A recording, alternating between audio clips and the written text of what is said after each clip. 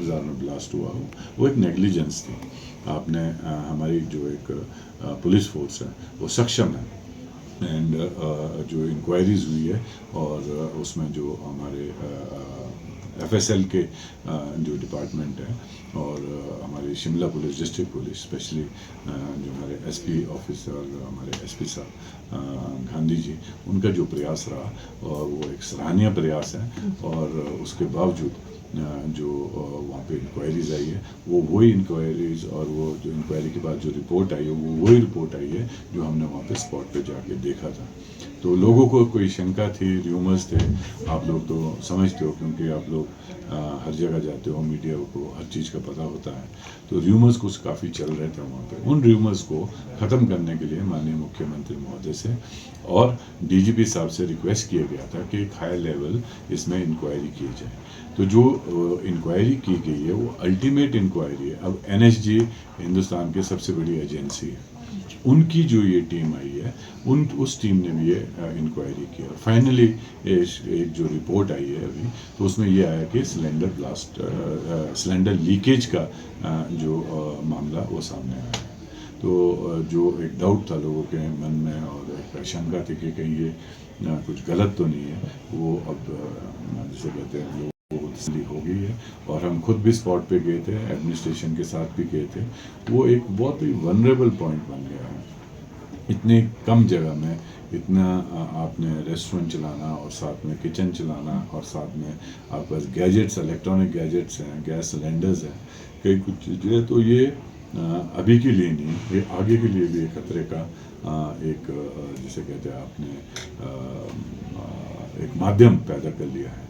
तो थोड़ा हमारे को भी स्ट्रिक्ट होना पड़ेगा एडमिनिस्ट्रेशन पॉइंट ऑफ व्यू से। म्यूनसिपल कॉर्पोरेशन हो या आपके लाइसेंसेस देते हैं, फूड के लाइसेंसेस देते हैं, रेस्टोरेंट्स के लाइसेंस देते हैं, उनको भी स्ट्रिक्ट होना पड़ेगा। देखना पड़ेगा कि आपके पास कितनी एक सिक्योरिटी है और आपको जो हमारा अग्निशमन विभाग है, फायर ब्रिगेड है, उनको भी कॉन्फिडेंस में रखना पड़ेगा, उनके NOCs लेनी पड़ेगी। तो एटलीस्ट कोई ना कोई एजेंसी फिर आंसरेबल होगी कि आपने अगर ये क्राइटेरिया फुलफिल नहीं करते थे तो इनको लाइसेंस कैसे दिए। इस टाइम शिमला शहर में मेरे ख्याल में हर तीसरी नहीं तो पांचवी दुकान आपकी ईटिंग जॉइंट्स बन गए। तो उन्होंने कहीं ना कहीं तो प्रिपेयर करना ही है।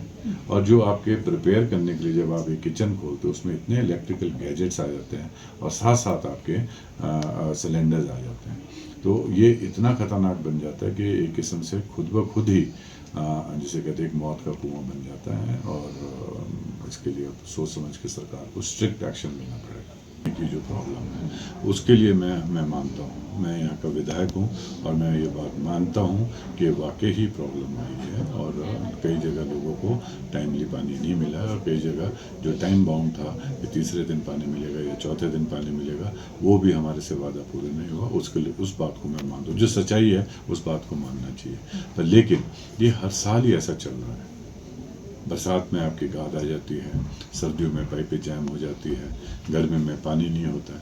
तो हमारे को ये इसके लिए कोई एक प्रॉपर फुल प्रूफ प्लान सोचने की ज़रूरत है। कल परसों 5 तारीख को मेरा प्रयास है कि मैं SCPNL से मीटिंग लूँ और हाई एंड मीटिंग लेंगे। और ये नहीं है कि अगले साल भी ये बात रिपीट हो, फिर और अगले साल बात रिपीट हो। हमारे को इस जो रीज़न है उसको किस तरीके से कि क्यों ये पानी में मतलब इतनी गाद आ रही है, क्या आ रही है, वो तो आनी है। तो उससे हमारे को कैसे बचना है। हमारे को अब बीमारी का तो मालूम हो गया कि क्या है, पर उसका इलाज भी तो करना पड़ेगा। मैं मानता हूँ इस बात को कि पानी की प्रॉब्लम रही है और ये नेचर के कारण बोलो चाहे जिस मर्जी कारण बोलो, बहाने नहीं चलेंगे। पर आइंदा के लिए जब ये वक्त आएगा तो हमारे को इन प्रॉब्लम्स को रिपीटेडली हर साल कई सालों से 10 साल 15 साल 20 साल से ये एक्सक्यूज़ हम दे रहे हैं, पर आगे के लिए ये एक्सक्यूज़ नहीं चलेंगे। अभी से हमारे को प्रयास करना पड़ेगा जो ये इस तरीके की प्रॉब्लम्स है उनको कैसे किस तरीके से हम सॉल्व कर सकते हैं। जो वहाँ पे स्मार्ट सिटी के थ्रू एक शॉपिंग कॉम्प्लेक्स बन रहा है और नीचे उसमें एक लोकल बस स्टॉप बन रहा है। तो उसकी कटिंग के कारण वो एरिया सारा तय गया था नीचे, और वहाँ पे एक पार्क भी था और उसके अगेंस्ट कंट्रोवर्सी काफ़ी हुई। पूर्व में रहे मेयर यहाँ पे, उन्होंने कहा कि जानबूझ के तोड़ा गया है वो सब। कोई आदमी किसी की डिस्ट्रक्शन नहीं करता है। और वो जो कटिंग हो रही थी वो नीचे जो आपका काट रोड है उसके साथ की जो कटिंग हो रही थी, और जिस तरीके से यहाँ पे नुकसान हुआ है हिमाचल में, तो it is also one of the example कि उस पॉइंट पे जब वो वाइडनिंग उस रोड की हो रही थी और वो बिल्डिंग बन रही है वहाँ पे, तो वो नाजुक हो गया था और इन बरसातों में वो नीचे बह गया था। अब साथ साथ वहाँ से हमने उसको क्लियर करने की कोशिश भी की, पर लेकिन साथ में और द्वारा वो वहाँ पे वो गिर गया। तो अब जैसे बारिश रुकती है तो हम कोशिश करेंगे कि उसको प्रॉपर तरीके से वहाँ पे उसकी जो वाइडनिंग भी हो और पार्क भी हमारा बचे।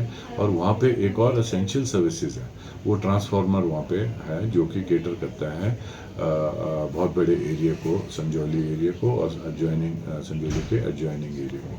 हमारे को उसको बचाने के सबसे पहले प्रयास करने पड़े। 2 दिन तक संजौली में लाइट नहीं रही डे टाइम, रात को टेम्परेली हम उसको जोड़ देते थे, तो वो ट्रांसफार्मर भी बचाया गया है। और साथ साथ जो पार्क है उसको अभी हम जितना भी रीइंफोर्स कर सकते हैं बरसात के बाद, उसको हम रीइंफोर्स करने का पूरा प्रयास करेंगे। एक तो फसल इस साल बहुत कम है, और दूसरा ये है कि जो बारिशें हुए बहुत ज़्यादा बारिश हुई है। अभी तो हमारा जो सेब है वो डेवलप ही नहीं हो पा रहा, ना उसका कोई साइज़ बन रहा है ना रंग बन रहा है, तो इसलिए वो थोड़ा मार्केट में आने से लेट है।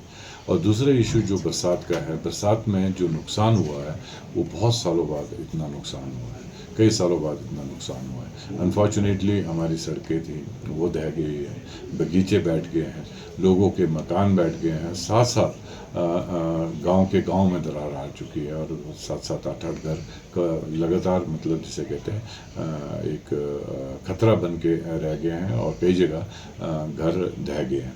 तो अब सरकार प्रयास कर रही है, और मैं धन्यवाद करना चाहूँगा माननीय मुख्यमंत्री महोदय का, और साथ साथ हमारे पीडब्ल्यूडी मिनिस्टर और हमारे सभी पूरे कैबिनेट का, और जो लोग इसमें जुड़े हैं, और सरकार के जो एम्प्लॉयज़ हैं खासकर पीडब्ल्यूडी के और लोकल एडमिनिस्ट्रेशन डीसी और एसपी, इन लोगों ने बहुत प्रयास किया है। और अभी जो फोकस है, जैसा आपने सुना है सीएम साहब का, उनका यही फोकस है किस तरीके से सेब की फसल मंडियों में सेफली पहुंच जाए और शीघ्र से शीघ्र पहुंच जाए, ताकि सेब की फसल खराब ना हो। तो अब प्रयास जारी है, और मुझे विश्वास है अभी फुल सीज़न पिक करने के लिए 10-15 दिन का टाइम है।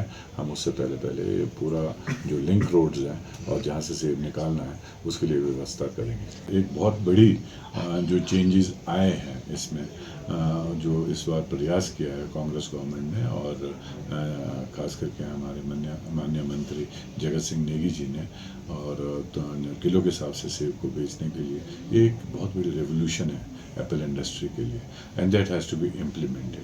वो उन्होंने कोई अपनी मर्जी से नहीं की, या कांग्रेस सरकार ने, माननीय मुख्यमंत्री महोदय ने अपनी मर्जी से नहीं की। ये एक आइडिया सेब वालों के, बागवानों का बहुत पहले से चल रहा था, और प्रयास किए गए। ये नहीं कहता मैं सिर्फ कांग्रेस गवर्नमेंट में प्रयास हुआ, बीजेपी गवर्नमेंट में भी इसमें प्रयास हुआ, और ये प्रयास कभी जिसे कहते हैं इम्प्लीमेंट नहीं हो पाया था। पर इस बार इम्प्लीमेंट करने के लिए माननीय हमारे जो हॉर्टिकल्चर मिनिस्टर जगत सिंह नेगी जी और मुख्यमंत्री महोदय ने प्रयास किया, और ये बड़े स्ट्रिक्ट तरीके से प्रयास किया। जहाँ पे भी ये अगर मालूम होगा कि रूल्स और रेगुलेशन को तोड़े जा रहा है, कि 2 किलो का वो मतलब पैसा नहीं देंगे ग्रोअर को, और तोल के केजी के हिसाब से नहीं बेचेंगे, तो उसमें बड़े स्ट्रिक्ट पेनल्टीज़ हैं। उनका लाइसेंस भी रद्द हो सकता है, और उनके ऊपर कार्रवाई भी की जा सकती है। तो जैसे आपके माध्यम से मुझे अभी मालूम हुआ है, तो ये अभी कन्वे हो जाएगा एपीएमसी को कि इस तरीके से चल रहा है। बागवानों की जो प्रॉब्लम है, बागवानों की प्रॉब्लम प्रायोरिटी पर रखी जाएगी, और मैं बागवानों को भी रिक्वेस्ट करूंगा, अगर आपके साथ ऐसा हो रहा है कि आपसे 2 किलो का सेब का आपको पैसा नहीं मिल रहा, और आपके किलो के हिसाब से उन्हें, हमारे शिकायत कक्ष दर्ज है हर जगह, एपीएमसी में भी है और हर मार्केट में भी है, तो वो उसी टाइम हमारे अधिकारियों को शिकायत कर सकते हैं, और जो अधिकारी लैप्स करेगा अपनी ड्यूटी को पूरी करने के लिए, तो even he will be put to task, और साइमल्टेनियसली जो आड़ती है जिसने ये गलत किया है, तो उसका लाइसेंस भी जा सकता है, और उसको पनिशमेंट भी मिल सकती है, उसके ऊपर फाइन भी लग सकता है।